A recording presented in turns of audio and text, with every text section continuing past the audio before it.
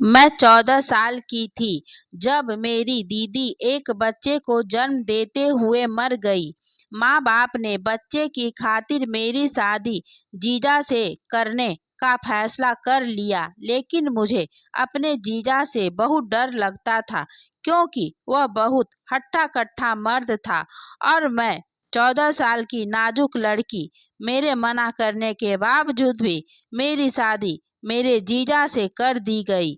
सुहाग रात में वह मेरे करीब आया तो मैं उसे देखकर डर गई थी। कहने लगा, डरती क्यों है? तुम्हें मेरी गोद में मेरा छोटा सा भांजा रोए जा रहा था। मैं खुद उस वक्त सिर्फ 14 साल की थी। मैं समझ नहीं पा रही थी कि उसे चुप कैसे करवाऊं। वह बस रोए जा रहा था, चुप होने का नाम ही नहीं ले रहा था। उसे गोद में बहलाए मैं थक गई थी। मेरी माँ सदमे से अपने कमरे में पड़ी हुई थी। बार बार उन्हें बेहोशी के दौरे पड़ रहे थे।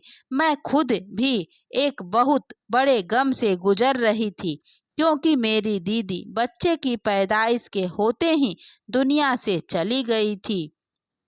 क्योंकि जब वह बच्चा चुप न हुआ तो मैं खुद भी रोने लगी। मेरी आवाज़ सुनकर पापा मेरे कमरे में आ गए। मुझे उस बच्चे के साथ रोते देखा तो कहने लगे, गौरी क्या हुआ है बेटा, रो क्यों रहा है? मैंने कहा, पापा यह बच्चा चुप ही नहीं हो रहा है, मैं इसे कैसे चुप करवाऊं? मेरे पापा ने उस बच्चे को गोद में लिया और ठंडी सांस भरी। कहने लगे, इसने भी तो आते ही अपनी माँ को खोया है, क्या कर सकते हैं? बड़ी मुश्किल से मैंने अपनी माँ को और अपने भांजे को संभाला था। आखिर 8 दिन बाद जाकर आहिस्ता आहिस्ता मेरी माँ की तबीयत कुछ ठीक हुई थी। फिर भी वो अपनी बेटी को याद करके बहुत रोती थी, लेकिन उन्होंने अपनी नाती को संभालना शुरू कर दिया था। मेरी दीदी के मौत के बाद मेरे जीजा एक बार भी हमारे घर में नहीं आया था। मेरी दीदी और जीजा की मोहब्बत की शादी थी, एक दूसरे पर जान छिड़कते थे दोनों, लेकिन मेरी दीदी की उम्र बहुत कम थी। पहले तो पापा माँ इस शादी को बिल्कुल खिलाफ थी। उनका कहना था कि अभी मेरी बहन, जिसका नाम सुहाना था, उसकी उम्र बहुत कम है, हम अभी अपनी बेटी की शादी नहीं करना चाहते। लेकिन दीदी भी जिद पर आ गई थी और उधर जीजा ने भी घर का पीछा नहीं छोड़ा था। यूं मजबूरन माँ पापा को दोनों की शादी करवानी पड़ी क्योंकि उन्हें डर था कि कहीं दीदी जज्बात में आकर कोई गलत कदम ना उठा ले। लेकिन बच्चे की पैदाइश पर ही मेरी दीदी इस दुनिया से चली गई थी। उसकी उम्र इतनी ही लिखी हुई थी। 1 महीना गुजर गया था। अब तो बच्चे को मेरी गोद की आदत सी लग गई थी। जब जीजा हमारे घर आया उस वक्त उसकी दाढ़ी बढ़ी हुई थी, आंखें लाल थी। बस थोड़ी ही देर उसने अपने बेटे को गोद में लिया था, उसे प्यार किया था। मेरी माँ कहने लगी कि गौरी अभी बहुत छोटी है, बड़ी मुश्किल से संभालती है बिट्टू को, और मैं तो वैसे ही बीमार रहती हूँ। जब से सुहाना की मौत हुई है मुझे तो ऐसा लगता है मेरे अंदर से आधी जान किसी से ने निकाल ली हो। जीजा कहने लगा, आंटी भगवान की मर्जी है, क्या कर सकते हैं? आप तो फिर भी एक दूसरे से कहकर अपना दिल हल्का कर सकती हैं, एक दूसरे को हौसला दे सकते हैं। मेरे बारे में तो सोच, खाली घर में मुझे सुहाना की आवाज़ें सुनाई देती हैं। मैं किस दिल से वहाँ अकेला रहता हूँ यह मैं ही जानता हूँ। उनका गम अपनी जगह बहुत बड़ा था। मेरी माँ ने ठंडी गहरी सांस ली थी। कहने लगी, अभी तो छुट्टियाँ हैं, लेकिन छुट्टियों के बाद गौरी की 10वीं की परीक्षा शुरू हो जाएगी। बेटा, मैं छोटे बच्चे को संभालने की हालत में नहीं हूँ।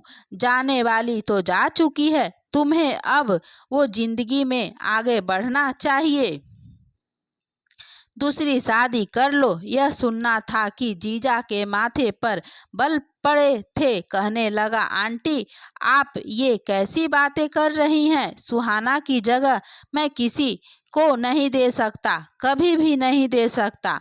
आप जानते हैं मैंने उससे मोहब्बत की है, उसके नाम पर जिंदगी बरसों गुजार सकता हूँ। मेरा बच्चा थोड़ा सा बड़ा हो जाए तो मैं उसको अपने हाथ साथ ले जाऊंगा।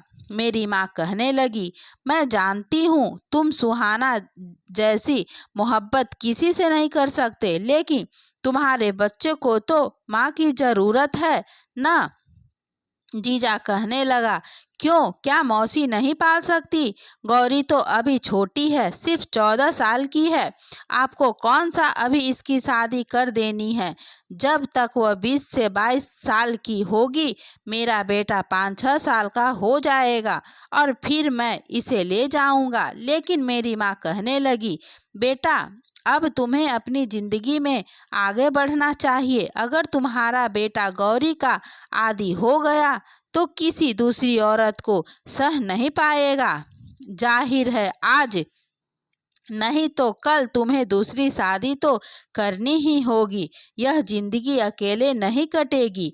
वो कहने लगा, मुझे शादी करनी ही नहीं है, ना अभी और ना फिर कभी। मेरी माँ कहने लगी, फिलहाल तुम्हारे दिल में सुहाना का गम ताज़ा है, लेकिन मैं जानती हूँ वक्त के साथ साथ सब कुछ नॉर्मल हो जाएगा। कुछ महीने बाद ही तुम शादी कर लेना, ताकि तुम्हारे बच्चे को उसी लड़की की आदत हो जाए जो तुम्हारी बीवी हो, वरना बाद में बहुत मुश्किल हो जाएगी। अभी तो बिट्टू छोटा है कि जिसकी गोद में डालोगे उसी की गोद में उसकी आदत हो जाएगी, लेकिन बड़ा हो गया तो उसे नई औरत को कबूल करने में बहुत परेशानी होगी। मेरी माँ की बात जीजा को बुरी लगी थी। वो फौरन उठकर चला गया और उसके बाद पूरे 4 महीने बाद आया था। बिट्टू 5 महीने का हो चुका था। अब तो मेरे बगैर रह ही नहीं रहा था। मेरे लिए बड़ी मुश्किल होती थी। स्कूल से आती तो वह रो रहा होता था। माँ उसे बहला फुसला कर थक जाती, लेकिन चुप ही नहीं होता था। मैं आते ही उसे गोद में भरती तो उसका रोना बंद हो जाता। मेरे साथ ही सोता था, मेरे हाथ से ही खाना खाता था। मुझे अपनी माँ समझता था और मैं भी उसके लिए ऐसे ही जज्बात रखने लगी थी। मुझे लगता कि जैसे वो मेरा ही बच्चा है। मेरी माँ बार बार जीजा को कहती कि अपनी जिंदगी के बारे में सोचो, तुम्हारे बच्चे का मामला है, लेकिन वो पता नहीं क्या सोचे बैठे था। माँ के बार बार बुलाने पर 4 महीने बाद आया था। एक ही घंटा बैठा था। माँ की बातें एक कान से सुनकर दूसरे कान से निकाल देता और फिर उठकर चला भी गया था। हर महीने वह कुछ पैसे मेरे पापा की दुकान पर दे जाता। कहता था कि ये बिट्टू के खर्चे के हैं, मैं अपने बच्चे का बोझ किसी पर डालना नहीं चाहता। दिन यूं ही गुजरने लगे थे और मैं 17 साल की हो गई थी। अब तो बिट्टू भी 3 साल का हो गया था। अब तो मेरे बगैर और भी नहीं रहता था। मुझे मम्मा मम्मा कहता था। नहीं, उन्हीं दिनों मेरा रिश्ता भी आया था। काफ़ी अच्छे खाते पीते लोग थे। मेरी माँ ने जीजा को बुलाया। कहने लगी कि गौरी का बहुत अच्छा रिश्ता आया है और हम चाहते हैं कि इसकी शादी कर दे। यह सुनकर वो कहने लगा, लेकिन बच्चे का क्या होगा? क्या बिट्टू आपकी औलाद नहीं है? आपकी बेटी की आखिरी निशानी है। अपनी बेटी की खातिर मेरे बच्चे के साथ इतना बुरा मत करे। इससे इसकी माँ मत छीने। बिट्टू गौरी को ही अपनी माँ समझता है और अभी कौन सा आपकी बेटी की उम्र गुजरी जा रही है। 2-3 साल और रुक जाए, जब तक बिट्टू भी बड़ा हो जाएगा और बात को समझने लगेगा। आप देखना, मैं खुद ही गौरी की शादी बहुत ही अच्छे घर में करवा दूंगा, लेकिन मेरे बेटे को इस काबिल होने दें कि मैं उसके साथ रह सकूं और वह बातों को समझने लगे। मेरी माँ कहने लगी, तुम समझते क्यों नहीं हो दामाद जी, वो अभी गौरी की जान नहीं छोड़ता, उसे अपनी माँ समझता है। कुछ और बड़ा हो गया तो इसके बगैर बिल्कुल नहीं रहेगा। और वक्त का कुछ पता नहीं है, मैं बीमार रहती हूँ और गौरी के पापा भी ब्लड प्रेशर के मरीज हैं। हम अपनी बच्ची की शादी जल्द से जल्द करना चाहते हैं, तुम अपने बारे में सोचो। वो कहने लगा, ठीक है, आपको इतनी ही जल्दी है तो फिर गौरी की शादी मुझसे कर दे। जीजा ने यह बात अचानक ही कही थी। मेरी माँ को इस बात की उम्मीद नहीं थी कि जीजा ऐसा भी कह सकता था। यह सुनना था कि मेरी माँ ने हैरत से उसे देखा था। कहने लगी, तुम गौरी से बहुत बड़े हो, पूरे 10 साल बड़े हो। जीजा ने कहा, तो फिर क्या हुआ, बिट्टू गौरी को अपनी माँ समझता है, अब इसके बगैर नहीं रह सकता और मैं किसी दूसरी औरत को ले आऊंगा तो पता नहीं वह मेरे बच्चे के साथ कैसा सलूक करेगी। हो सकता है इसके साथ माँ वाला प्यार ना करे, मेरे सामने प्यार करे और मेरे पीछे से मेरे बच्चे को मारती रहे। गौरी इसकी मौसी है, इसके साथ अच्छा सलूक रखेगी, बिल्कुल माँ जैसा प्यार देगी जैसा कि अभी दे रही है। मुझे शादी की कोई ख्वाहिश नहीं है, लेकिन मुझे अपने बच्चे के लिए माँ चाहिए जो गौरी से बढ़कर और कोई हो ही नहीं सकती। मेरी माँ कहने लगी, मैं तुम्हारे ससुर से बात करके देखूंगी। देखो गौरी मेरी एक ही बेटी है, अगर तुम उसे अपनाना चाहते हो तो पूरे दिल से अपनाना, सिर्फ बिट्टू की माँ की हैसियत से नहीं बल्कि अपनी बीवी की हैसियत से भी अपनाओ, ताकि मुझे शादी के बाद अपनी बेटी की तरफ से फिक्र ना रहे। यह बात सुनकर एक जीजा के माथे पर बल पड़े थे। कहने लगा, आपको शिकायत का मौका नहीं मिलेगा। जीजा अच्छे से खाते पीते घराने से ताल्लुक रखता था, देखने में भी खूबसूरत नौजवान था, उम्र 29 साल थी। कोई भी लड़की उसको देख अपना दिल उस पर हार सकती थी, लेकिन मेरे दिल में उनके लिए ऐसे कोई जज्बात नहीं थे। होते भी कैसे, मैंने तो उसे हमेशा अपने भाई की नज़र से ही देखा था। उसके घर में किसी भी चीज़ की कोई कमी नहीं थी। जब यह बात मेरे पापा को पता चली तो कुछ सोच समझ कर उन्होंने भी हाँ कर दी थी, क्योंकि वो उम्र में मुझसे काफ़ी बड़ा तो था, लेकिन उसके अलावा उसमें कोई और कमी नहीं थी। और सबसे बड़ा दिक्कत तो बिट्टू का था, वो अभी बहुत छोटा था और उसे एक माँ की ज़रूरत थी। नई आई औरत का क्या भरोसा, उसे सगी माँ की मोहब्बत देती या ना देती। और यही सोचकर मेरे पापा ने शादी के लिए हाँ कर दी। और ऊपर से उसके घर में किसी चीज की कमी भी नहीं थी।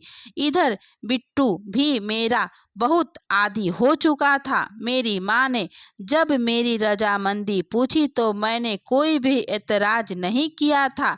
जीजा में ऐसी कोई कमी भी नहीं थी जिस बात पर मैं एतराज करती, बल्कि मेरे लिए खुशी की बात थी कि अब मैं बिट्टू की देखभाल आराम से कर सकती, क्योंकि बिट्टू से मुझे बड़ा ही लगाव हो गया था। खैर, बड़ी ही सादगी के साथ मेरी और आकाश यानी मेरे जीजा की शादी कर दी गई। मैं जब विदा होकर आकाश के घर आई तो मेरा दिल जोर से धड़क रहा था, क्योंकि मैंने आकाश के बारे में कभी भी ऐसा नहीं सोचा था। बस यही था कि वो मेरा जीजा है। फिलहाल तो मेरा दिल बिल्कुल खाली था, इसमें कोई भी जज्बात नहीं था। मुझे लगा शायद वो मेरे साथ वैसा ही सलूक करेगा जैसा कि एक पति अपने बीवी के साथ करता है, लेकिन ऐसा नहीं था। घर में आते ही उसने मुझे एक अलग कमरा दिखाया था। कहने लगा, यहाँ तुम्हें कोई तकलीफ नहीं होगी, तुम बिट्टू के साथ यहाँ बड़े सुकून से जिंदगी गुजार सकती हो। मैंने हैरत से आकाश को देखा था। मेरे पास आकर कहने लगा, मेरे दिल में कल भी सुहाना थी और आज भी सुहाना है और हमेशा ही रहेगी। तुम मेरे घर में सिर्फ और सिर्फ मेरे बेटे की माँ बनकर आई हो और ना ही कभी मेरी बीवी बनने की कोशिश करना। यह कहकर वह कमरे से जा चुका था और मैं चुपचाप हैरान हुई आंखों से उसे देखती जा रही थी। मेरा कमरा खाली हो चुका था। बिट्टू मेरी उंगली पकड़े मम्मा मम्मा कह रहा था। मैंने अपनी आंखों से बहते आंसू साफ किए और बिट्टू को बेड पर लिटाकर सुलाने लगी। अपने कपड़े बदलते हुए मुझे बहुत रोना आ रहा था। भले ही यह शादी जैसे ही हालात में की गई थी, लेकिन मेरे लिए यह एक नया एहसास था। मैं आकाश को दिल से कबूल कर चुकी थी और मैं उसके साथ मियाँ बीवी का रिश्ता रखना चाहती थी, लेकिन उसने मेरे मुंह पर ही मेरी बेइज्जती करके मेरे साथ बहुत बुरा किया था। मेरा दिल दुखाया था उसने। मैंने सोचा, इससे तो अच्छा था काश मेरी माँ मेरी शादी किसी और से कर देती। कम से कम वो मेरे साथ ऐसा सलूक तो ना करता। यह आदमी तो पत्थर दिल है। कितने आराम से मुझे यह सब कुछ कहकर चला भी गया था। एक बार भी नहीं सोचा कि मेरे दिल पर क्या गुजरेगी। मुझे अपनी बहन से नफरत नहीं थी, लेकिन मैं अपनी जिंदगी अच्छे से गुजारना चाहती थी। हर लड़की यही चाहती है कि उसका जीवन साथी सिर्फ और सिर्फ उससे मोहब्बत करे। पहले जब वो सुहाना से मोहब्बत करता था तो मुझे इस बात की खुशी होती थी कि मेरी बहन कितनी खुशकिस्मत है, उसे इतना प्यार करने वाला पति मिला है। लेकिन अब यही बात मुझे चुभने लगी थी। वह मेरे सामने ही दीदी के प्यार की आह भर रहा था। दीदी जा चुकी थी, लेकिन अब मैं उसकी जिंदगी में आ गई थी। उसका फर्ज बनता था कि वो मुझे मेरे हिस्से की खुशियां देता, मुझे मेरे हिस्से का प्यार देता, लेकिन उसने ऐसा नहीं किया। सुबह मैं उठी तो बिल्कुल चुपचाप थी और मैंने नाश्ता टेबल पर रख दिया था। आकाश ने चुपचाप नाश्ता किया। उसने एक नज़र उठाकर भी मेरी तरफ नहीं देखा था। मैं उस पत्थर दिल आदमी को देखकर अपने दिल ही दिल में आंसू बहाती रही। खूबसूरती में मैं दीदी से कहीं अच्छी थी। खूबसूरत तो दीदी भी थी, लेकिन मैं उससे कहीं ज़्यादा खूबसूरत थी। लेकिन आकाश ने मेरी तरफ नजर उठाकर भी नहीं देखा था। उसके दिल में सिर्फ और सिर्फ दीदी बसी हुई थी। वह चला गया और हर दिन अब ऐसे ही गुजरने लगे थे। पूरा दिन या तो मैं काम पर लगी रहती या बिट्टू में लगी रहती, लेकिन रात को ना चाहते हुए भी मेरी आंखों में आंसू बहने लगते थे। वह तो मुझे देख ना भी पसंद नहीं करता था।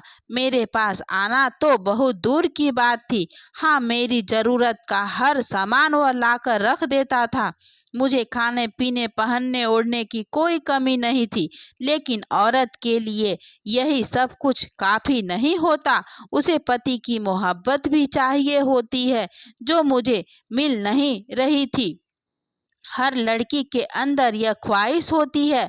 मेरा मन करता है वो मुझे प्यार दे, मेरी तारीफ करे। एक बार यूं ही मेरा तैयार होने का जी चाहा। मैंने एक खूबसूरत सी साड़ी पहनी थी। मैंने मेकअप किया था, अपने बाल खुले छोड़ दिए। इत्तेफाक ऐसा था कि उसी वक्त आकाश भी घर आ गया। मुझे देखकर उसके माथे पर बल पड़े थे। गुस्से से मुझे देखने लगा और बोला, यह क्या पहन रखा है तुमने? इस तरह तैयार होकर मेरा दिल लुभाना चाहती हो? क्या समझती हो क्या मैं कमजोर किरदार का मालिक हूँ? तुम मेरे सामने सज सवर कर आओगी तो मैं अपने होश खो बैठूंगा, तुम्हारे करीब हो जाऊंगा। शर्म नहीं आती ऐसे हथकंडे इस्तेमाल करते हुए? उसकी बातें सुनकर मुझे अपना आप उसके सामने बहुत छोटा लगने लगा था। मुझे अपनी बहुत ही बेइज्जती महसूस हुई थी। मेरी आंखों में से आंसू आ गए थे। मैं तो बस यूं ही तैयार हुई थी। मुझे नहीं पता था कि वो ऑफिस से जल्दी घर आ जाएगा और इस तरह मुझे जलील करेगा। मैं कमरे में जाकर कपड़े बदलकर फूट फूट कर रोने लगी। बिट्टू मेरे पास ही मौजूद था। मुझे रोता देखकर मेरे पास आया, मेरी आंखों से आंसू पोंछने लगा, कहने लगा, मम्मा क्या हुआ है? आपको क्यों रो रही हैं? पापा ने आपको डांटा है? मैं तो आपका प्यारा बेटा हूँ ना। छोड़ो पापा को, मैं आपको अभी माथे पर प्यार करता हूँ। आप ठीक हो जाओ। जिस तरह मैं उसे बहलाया करती थी वह भी मुझे बहला रहा था। उसने मेरे माथे पर प्यार किया तो मैंने अपने आंसू साफ किए। रोते हुए मैंने अपना सारा मेकअप बिगाड़ दिया था।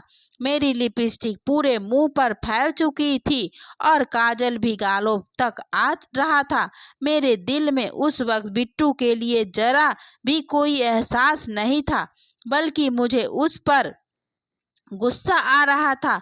न जाने क्यों मुझे एकदम से यह महसूस होने लगा कि जैसे अगर मेरी जिंदगी में बिट्टू ना होता तो शायद आज मेरे साथ यह सब कुछ ना हुआ होता।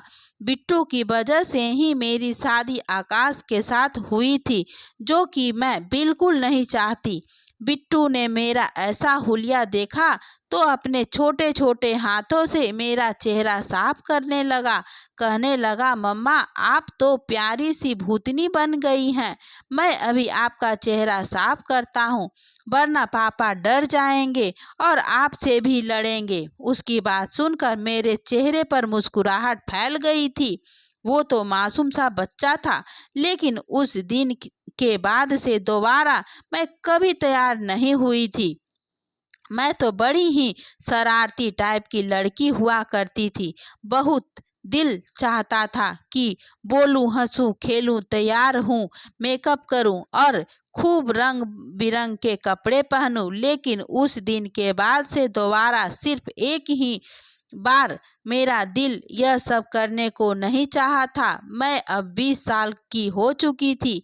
मेरी सालगिरह थी और पता नहीं उस दिन मेरे दिल में क्या आई कि मैंने अपनी पसंद का लाल रंग का एक फ्रॉक पहना था, बाल भी खुले छोड़ दिए। अब यह दिन का समय था और अब आकाश के आने का समय नहीं था। हल्का फुल्का मेकअप भी मैंने चेहरे पर कर लिया था। बिट्टू मेरे पास ही मौजूद था। अब तो उसके स्कूल जाने की भी उम्र हो चुकी थी। कभी कभी जब मैं बहुत ज्यादा बेचैन होती तो मेरे दिल में बिट्टू के लिए गुस्सा आने लगता था, लेकिन अगले ही पल मैं अपने इस एहसास को झटक दिया करती थी, यह तो मेरा भांजा है, मुझे मम्मा मम्मा कहता है। मैं बिल्कुल अपनी औलाद की तरह उससे मोहब्बत करती थी। उसके बाप की सजा मैं बिट्टू को क्यों दी? उस दिन मैं तैयार बैठी थी जब बिट्टू ने मोबाइल में मेरी तस्वीर बनाकर आकाश के नंबर पर भेज दी। मैं इन सब बातों से बिल्कुल अनजान थी। बहुत वक्त के बाद मेरा शाही पनीर खाने का दिल कर रहा था। मैं उठकर किचन में चली गई और शाही पनीर बनाने लगी। हम दोनों माँ बेटा बैठकर अभी खाना ही खा रहे थे कि तभी गुस्से से आकाश घर में दाखिल हुआ था। मुझे इतना तैयार देखकर अगले ही पल अपना मोबाइल मेरे सामने पटक दिया। कहने लगा, यह सब कुछ क्यों किया है? तुम्हें शर्म नहीं आती? मैं वहाँ मीटिंग में बिजी हूँ और तुम मुझे बार बार अपनी तस्वीर भेज रही हो।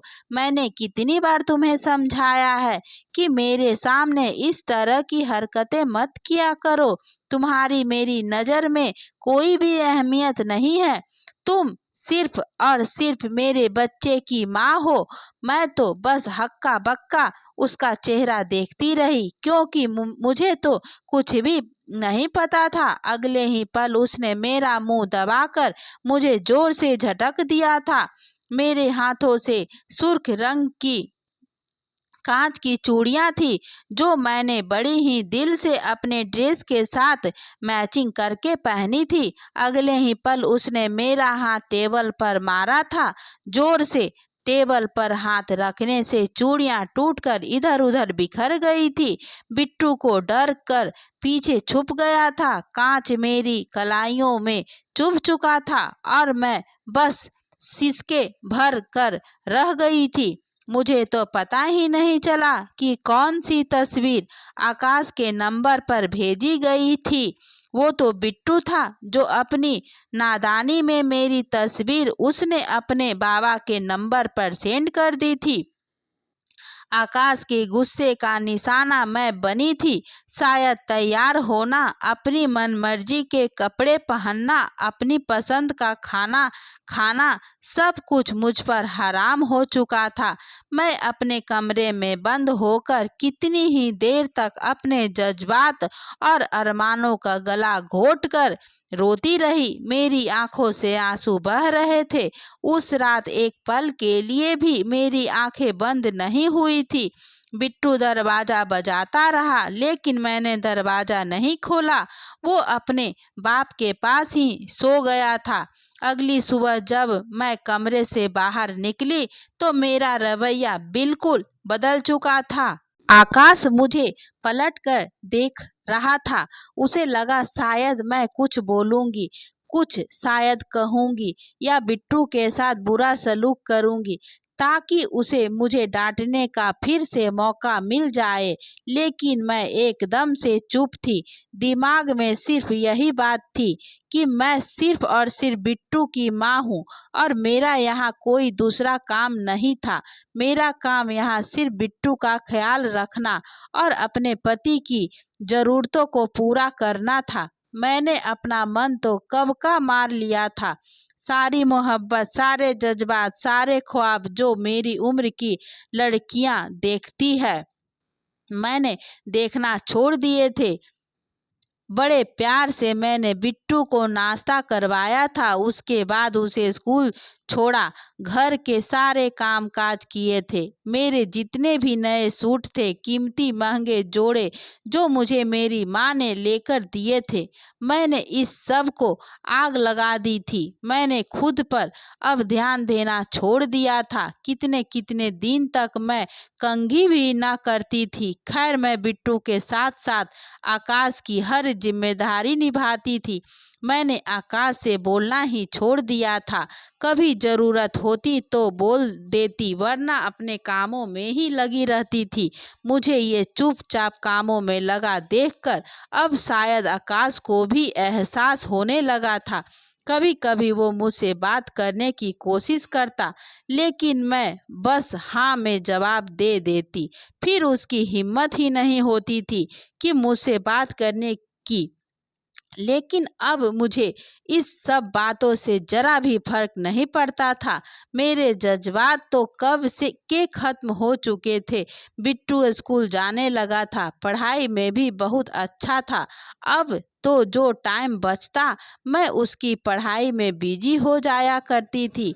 ना ही मुझे अपनी खूबसूरती को बनाए रखने का शौक था और ना ही सजने संवरने का। चूड़ियाँ क्या होती है यह तो मैं भूल ही चुकी थी। कोई भी फंक्शन हो, कोई भी त्योहार हो, मैंने कभी सज संवर कर नहीं जाना था। इस बार जब त्योहार आई तो शायद आकाश नोट कर चुका था। वो जब बिट्टू को मॉल लेकर गया तो मुझे भी चलने के लिए कहने लगा, लेकिन मैंने काम का बहाना बनाकर मना कर दिया। जब आकाश बिट्टू के साथ वापस आया तो बड़ा ही खुश था। मेरे पास आया और एक खाली कागज मेरी तरफ बढ़ा दिया। कहने लगा, यह मैं तुम्हारे लिए लाया हूँ। यह कहते हुए वो हिचक जा रहा था। चेहरे पर शर्मिंदगी भी थी। मैं तो हैरान थी, इतने सालों में वो मेरे लिए आखिर क्या चीज लेकर आया था। मैंने ये वे यकीन से उसकी तरफ देखा था और फिर बगैर किसी भाप के मैंने उसे खोलकर देखा तो उसमें कांच की लाल रंग की चूड़ियां थी जो कभी मेरी पसंदीदा हुआ करती थी। मैंने एक सरसरी से नजर चूड़ियों पर डाली और कहने लगी, ये आप किस लिए लाए हैं? आकाश मुझे हैरत से देखने लगा। बोला, मतलब अपने बेटे की माँ के लिए लाया हूँ, तुम्हारे लिए लाया हूँ। तुम्हें लाल रंग की चूड़ियाँ पसंद है ना, तो पहन लो। मैं तो जितना हैरान होती उतना ही कम था। नजर उठाकर जो उसकी तरफ देखा, एक पल को मुझे इसकी आंखों में अजीब सी कशिश महसूस हुई थी। कुछ ऐसा जरूर था जिसने मुझे नजरें चुराने पर मजबूर कर दिया था। शायद उसे इतने सालों में एहसास हो चुका था कि मैं उसकी बीवी हूँ। उसकी पहली बीवी तो मर चुकी थी, लेकिन उसकी जिंदगी में एक दूसरी औरत भी थी। यही वजह थी कि उसके घर में हम एक जायज रिश्ते में होने के बावजूद भी एक दूसरे से दूर थे, क्योंकि वह दीदी को अभी तक भूला नहीं था।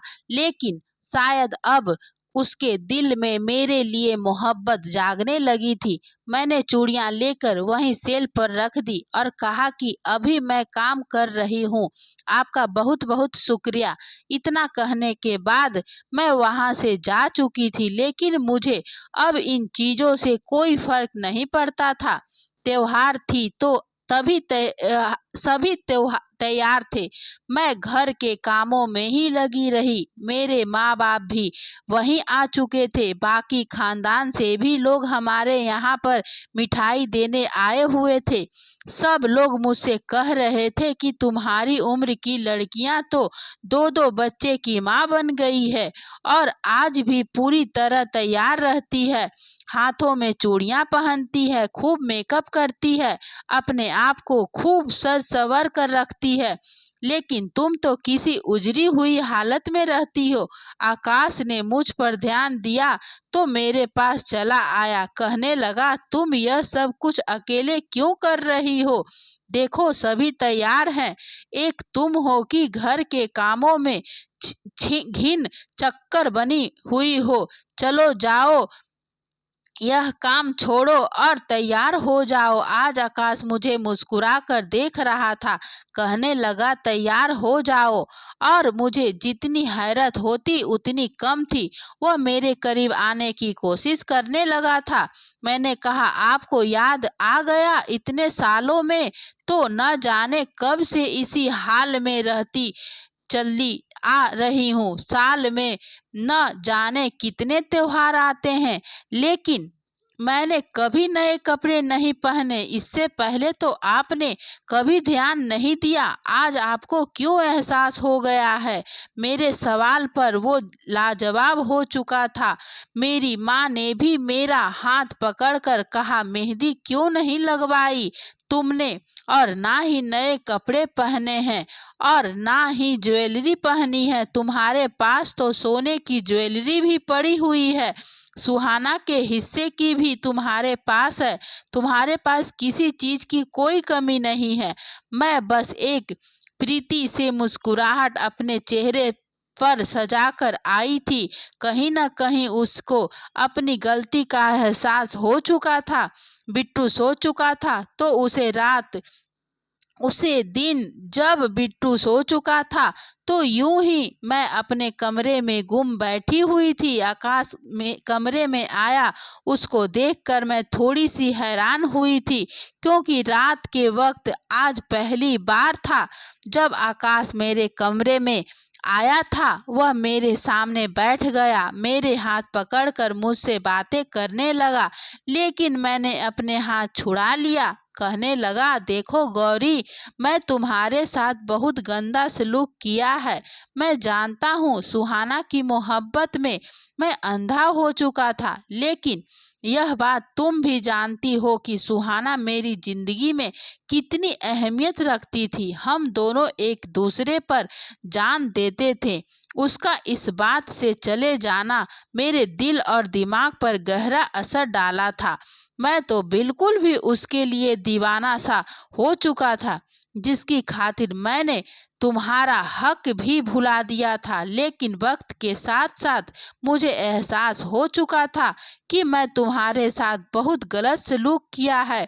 तुमने मेरे बेटे को अपने औलाद की तरह पाला। मेरे बेटे के लिए तुमने अपनी सारी खुशियां कुर्बान कर दी। छोटी सी उम्र में ही तुमने इसे माँ का प्यार दिया, और जब यहाँ आए तो जाहिर सी बात है, मैं तुम्हारा पति था। तुम मुझे पति जैसा तो नहीं, पर एक दोस्त के जैसा उम्मीद रखने लगी थी। लेकिन इसके बावजूद भी मैं तुम्हारे साथ बहुत सख्ती की थी। मेरे कलाई पर अभी भी उन टूटे हुए चूड़ियों के निशान थे। वह निशानों को छूकर आकाश कहने लगे, मैं तुम्हारे साथ रिश्ता आगे बढ़ाना चाहता हूँ। मेरे दिल में तुम्हारे लिए बहुत प्यार है। कहीं न कहीं मैं तुमसे बहुत मोहब्बत करने लगा हूँ। तुम्हारे साथ जिंदगी की नई शुरुआत करना चाहता हूँ। आकाश के आंखों में खुमारी छाने लगी। उसने अपने हाथ लाई हुई लाल रंग की चूड़ी मेरे कलाई में पहनाई। धीरे धीरे वह मेरे करीब होने लगा था। मैं उसकी बातों का मतलब समझ रही थी, लेकिन अब मेरे जज्बात बिल्कुल खत्म हो चुके थे। मैं वहां से उठकर खड़ी हो गई। यह सब अरमान तो मेरे दिल में कब से खत्म हो चुके थे। मैं पलटकर उसे देखा और कहा कि मैं सिर्फ और सिर्फ बिट्टू की माँ हूँ। इससे ज़्यादा मेरा और आपका कोई रिश्ता नहीं है। मेरे अंदर भी जज्बात थे। कभी मैं भी यह दुआ करती थी कि आप मुझे मेरे अच्छे पति बन कर रहेंगे, मुझे मेरे हिस्से का हक देंगे, मुझे मेरे हिस्से का प्यार देंगे। मैं भी आपके बाहों में समाने के लिए तड़प रही थी, लेकिन अब मेरे यह सब जज्बात मर चुके हैं। मेरे साथ प्यार से बात करने की तो बात ही दूर है। आपने तो मुझे नजर उठाकर देखा तक नहीं। कितना मेरा दिल में चाहता था कि जब मैं तैयार हूँ तो आप मेरी तारीफ करें, मेरे लिए तोहफे लेकर आए, मुझे बाहर घुमाने ले जाएं, मेरा ख्याल रखें, मेरे हर मुश्किल वक्त में आप मेरे साथ खड़े रहे।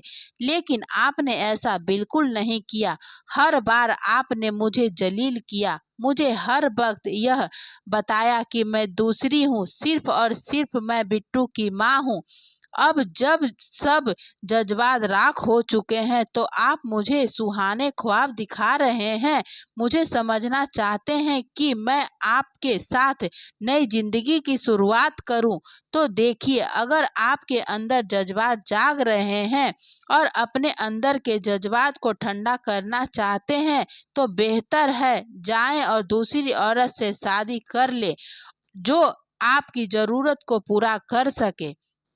मैं सिर्फ और सिर्फ बिट्टू की माँ हूँ, इसके अलावा और कुछ भी नहीं। मेरे तरफ से आपको खुली आज़ादी है, आप तीसरी शादी कर सकते हैं। इतना कहने के बाद मैं कमरे से निकाल कर बालकनी में चली गई थी। कुछ देर बाद आकाश भी मेरे कमरे से जा चुका था। मैं वहीं बालकनी में खड़ी कितनी ही देर तक अपने आंसू को अपने अंदर उतारती रही। मैं चाह कर भी उसके लिए अपने अंदर जज्बात नहीं बना पा रही थी। औरत जब एक बार अपने दिल के दरवाजे किसी मर्द के लिए बंद कर देती है तो चाहे जो मर्जी कर ले, उसे कोई खोल नहीं सकता। औरत महरूम नहीं होती। बार बार जलील करने के बाद अगर कोई यह समझता है कि वह उस औरत को सिर्फ फिर से पहले जैसा कर देगा तो यह उसकी बहुत बड़ी गलतफहमी है। ऐसे ही अच्छी कहानी सुनने के लिए हमारे चैनल को सब्सक्राइब करें। धन्यवाद दोस्तों।